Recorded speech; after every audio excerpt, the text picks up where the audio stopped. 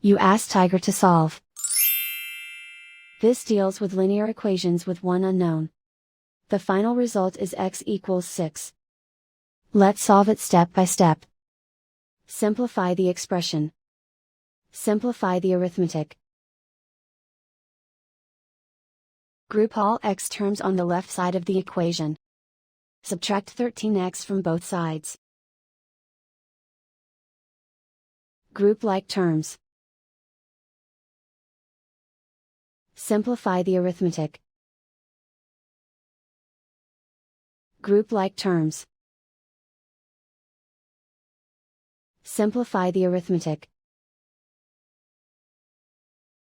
Group all constants on the right side of the equation. Subtract 57 from both sides. Simplify the arithmetic.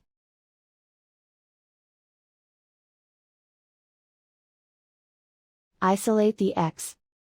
Divide both sides by -10. Cancel out the negatives. Simplify the fraction. Cancel out the negatives.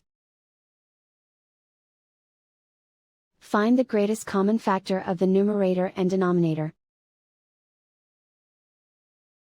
Factor out and cancel the greatest common factor.